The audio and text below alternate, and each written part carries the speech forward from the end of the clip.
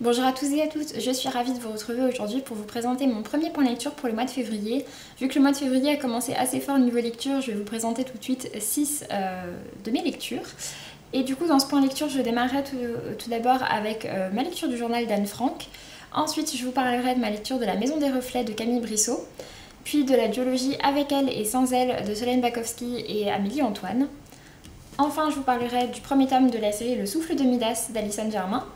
Et je terminerai avec le second tome de la série Les Épées de glace d'Olivier Gay. Du coup, je vais attaquer tout de suite avec ma lecture du journal d'Anne Frank. Le journal d'Anne Frank était un classique que je n'avais encore jamais lu et que je me suis décidée à lire pour deux raisons. À savoir, la première, que je m'étais décidée à lire un classique par mois, et en fait c'est mon classique pour le mois de janvier vu que je l'ai commencé en janvier. Et également je suis partie à Amsterdam au tout début du mois de février, et l'un des incontournables d'Amsterdam est la visite de la maison dans laquelle Anne Frank a vécu cachée. Et du coup, eh bien, je me suis dit que quand même, il serait peut-être temps de enfin lire le journal d'Anne Frank avant cette visite. Du coup, voilà. Du coup, au final, j'avais pas encore fini au moment de visiter, mais enfin bref. Concernant le récit, donc en gros, si vous ne le savez pas, c'est, même si je pense pas que ce soit le cas, donc Anne Frank a écrit ce récit quand elle vivait cachée dans une annexe d'une boutique à Amsterdam, quand elle se cachait de l'Allemagne nazie et des SS qui voulaient déporter sa famille. Donc voilà, du coup elle se cachait avec sa famille, avec une autre famille et également avec un dentiste, dans une annexe qui était assez petite et dans laquelle il vivait dans des conditions assez précaires, et surtout dans laquelle eh bien, il devait absolument se cacher et ne surtout pas sortir, et pour absolument éviter que les autres personnes se rendent compte, enfin les personnes qui vivaient autour se rendent compte qu'ils étaient là. Donc voilà, du coup c'était un texte qui est très intéressant sur le plan historique, même si il faut quand même garder à l'esprit, je trouve, qu'Anne Frank a écrit ce récit en espérant être publié, puisqu'en fait des annonces avaient été passées à la radio par des Anglais, je crois, qui disaient que voilà, ils espéraient pouvoir récupérer des traces de la vie de ces juifs qui vivaient cachés pendant la Seconde Guerre mondiale, pour pouvoir ensuite en parler. Du coup voilà, Anne Frank avait entendu parler de ça, et du coup c'est vrai qu'elle avait elle-même déjà commencé à retravailler son texte dans l'espoir que ce soit ensuite publié. Mais sinon donc voilà, ça a été écrit en gros par une jeune adolescente qui se cachait, j'ai trouvé ça vraiment donc intéressant. Mais j'ai quand même trouvé ma lecture un petit peu laborieuse, surtout à cause de la partie en gros du milieu, dans laquelle il se passe moins de choses et dans laquelle Anne passe beaucoup de temps à se plaindre, pas seulement de ses conditions d'existence, mais à se plaindre du fait que sa sœur est plus jolie qu'elle, que ses parents préfèrent sa sœur, que sa mère l'aime pas, enfin bref, ce genre de choses. Et bon bref voilà, du coup ça n'a pas été la partie que j'ai préférée dans le roman, et c'est une partie qui m'a même un petit peu ennuyée, mais voilà, sinon globalement je suis très contente d'avoir pu découvrir ce texte, et je vous recommande de le découvrir. Ça reste pour moi un classique qu'il faut avoir lu. Ensuite, je me suis lancée donc dans La Maison des Reflets de Camille Brissot, publiée chez Syros. La couverture ressemble à ceci, mais normalement elle est dans des tons bleu clair, assez voyants. Du coup je l'ai lu en numérique, puisque donc je l'ai lu pendant mon séjour à Amsterdam, et je l'ai vraiment dévoré en une seule journée. Ça a vraiment été une très bonne lecture pour moi, une très bonne découverte. C'est un roman qui était donc dans la présélection pour le PLIB, donc le prix des littératures de l'imaginaire Booktubers, de 2018, et du coup il était en présélectionné, et jusqu'à la fin du mois de février, vu que c'est la date à laquelle on doit déterminer nos 7 livres qu'on souhaite voir dans la sélection finale, d'ici là vous risquez de voir pas mal de livres présélectionnés, puisque du coup j'ai envie d'en lire pas mal pour pouvoir faire ce choix. Donc bref, voilà. Du coup La Maison des Reflets me tentait beaucoup, même si j'en avais pas beaucoup entendu parler. Et finalement c'est vrai que ça a été une très très bonne découverte, tout à fait à la hauteur de mes attentes. Concernant l'histoire, en fait on y suit Daniel, qui vit dans une maison des reflets, en sachant que son père est le directeur de cette maison des reflets. Et la maison des reflets, en fait, c'est un endroit dans lequel vivent des personnes qui sont à la limite entre des illusions et des intelligences artificielles en quelque sorte. Et bien ce sont des reflets de personnes qui sont mortes. En fait, donc des personnes qui sont mortes ont soit elles-mêmes décidé avant leur mort, soit ce sont leurs familles qui ont décidé de les amener dans cette maison des reflets, afin que leurs reflets soient créés et qu'ils puissent continuer à aller la voir de temps en temps pour discuter avec elle, etc. C'est une sorte de moyen, on va dire, mieux accepter la mort de ce proche en ayant le temps de faire son deuil, de parler avec lui, etc. Bref, voilà. J'ai trouvé ça vraiment intéressant comme thème et j'ai trouvé ça extrêmement bien abordé, d'autant plus qu'on y parle vraiment de tout ce qui est de la culture de la mort et du fait que c'est quelque chose de, voilà, de culturel et de sociétal de voir comment est-ce qu'on considère nos morts. Et vraiment j'ai trouvé ça très intéressant et très bien fait.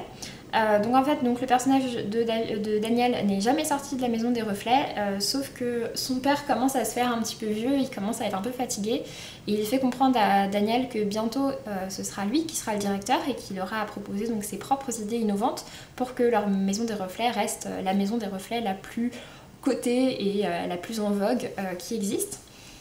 Daniel pour ça décide de créer un nouveau décor dans lequel les familles peuvent rencontrer le reflet et un décor inspiré d'une fête foraine.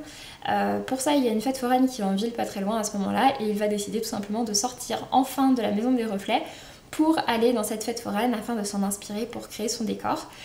Dans cette fête foraine il va rencontrer deux sœurs jumelles et il va tomber fou amoureux de l'une d'entre elles mais qui est malheureusement très malade. Ils vont entreprendre une correspondance, j'ai du mal à parler, et donc voilà on va suivre comment tout ça impacte. Donc on a à la fois l'ambiance de la maison des reflets qui est extrêmement bien faite, en même temps on a l'ambiance de la fête foraine qui est absolument géniale également, et bien au milieu de tout ça donc on a cette histoire d'amour, ces correspondances, tout ça, enfin bref, voilà, pour ma part ça a vraiment été une très très bonne découverte, ça a été une très bonne lecture. Mon seul petit reproche c'est qu'il y avait parfois certaines choses qui étaient assez prévisibles. Après je pense que c'est aussi lié au fait que j'ai lu pas mal de romans adolescents et que du coup voilà, il y a certaines choses qui peut-être se reproduisent un petit peu. Donc voilà, il y a certaines choses auxquelles je m'attendais. Malgré ça, ça a été quand même une très bonne découverte. Je suis très contente de l'avoir lu. J'ai mis la note de 17 sur 20. Et s'il n'y avait pas eu juste ces petites simplicités scénaristiques, je dirais, je pense que ça aurait presque pu être un coup de cœur. En tout cas, voilà, je vous recommande vraiment la découverte. Ensuite, toujours en numérique, vu que j'étais toujours à Amsterdam, j'ai entamé ma lecture de Avec elle de Solène Bakowski, qui est donc le premier tome d'une série de 2 romans, le second s'appelant Sans elle et étant écrit par Amélie Antoine. Ces deux auteurs en fait ont décidé de s'associer ensemble, elles se connaissaient déjà depuis quelques temps, pour écrire ce projet. En fait dans ce projet il s'agit d'un premier chapitre commun et de personnages communs mais d'histoires différentes. En fait dans le premier chapitre on va rencontrer une famille avec ses 2 parents et leurs 2 petites filles qui sont des jumelles qui ont à peu près 6 ans, qui s'appellent Colline et Jessica. Dans le premier chapitre la mère va fâcher Colline qui va se retrouver punie et du coup elle va aller au feu d'artifice du 14 juillet uniquement avec Jessica, Colline restant à la maison avec son père. Sauf que dans Avec elle, il rentre de ce feu d'artifice alors que dans Sans elle, Jessica est enlevée, enfin disparaît lors de ce feu d'artifice et on ne sait pas ce qu'elle est devenue. Pour ma part, donc j'avais commencé par Avec elle puisque c'est vrai que j'avais vraiment très envie de découvrir l'écriture de Solène Bakowski et j'ai vraiment adoré Avec elle. J'ai trouvé que c'était incroyable, enfin le déchirement qui se faisait au sein de cette famille qui pourtant est ensemble, mais voilà, tout le déchirement qui se fait, toutes les questions de loyauté qu'il y a dedans, de culpabilité, enfin vraiment j'ai trouvé ça très fort et très impressionnant de voir à quel point cette famille, c'est ça, vraiment juste s'auto-détruit, c'est vraiment le mot. Donc voilà, j'ai trouvé ça très impressionnant et ça m'a beaucoup plu et du coup j'ai mis la note de 17 sur 20. Et ensuite, donc, j'ai laissé un roman entre les deux parce que j'étais assez déprimée, j'avais pas envie d'enchaîner sur Sans elle. D'autant plus que du coup je savais que ça commençait par la disparition de la fille. Et du coup Sans elle d'Amélie Antoine, donc commence par la disparition de Jessica. Et du coup on y suit essentiellement Colline, comme dans Avec elle. D'ailleurs Colline est un personnage extrêmement intéressant, que ce soit dans une version ou dans l'autre. Et Avec elle on est vraiment centré, dans Sans elle pardon, on est vraiment centré sur la vie de famille après cette disparition, comment est-ce que ça va impacter leur famille, comment est-ce que ça va la détruire. Donc voilà, j'ai trouvé ça très intéressant également, mais on va dire que j'ai trouvé que c'était un scénario peut-être un petit peu plus classique que celui de la disparition d'un enfant et l'impact que ça a sur la famille.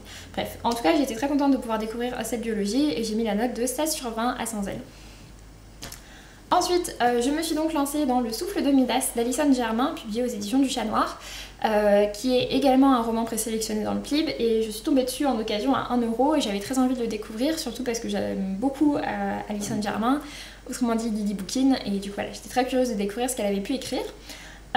Donc en fait on y suit une jeune femme qui s'appelle Louise, qui est étudiante au Pays de Galles, et il va lui arriver un événement assez particulier et suite à cet événement elle va se rendre compte qu'elle a un pouvoir qui s'est développé Et ensuite donc elle va apprendre que ce pouvoir est lié à la mythologie grecque et qu'il y a d'autres personnes comme elle qui existent. Et donc on va avoir toute la découverte de ce monde-là.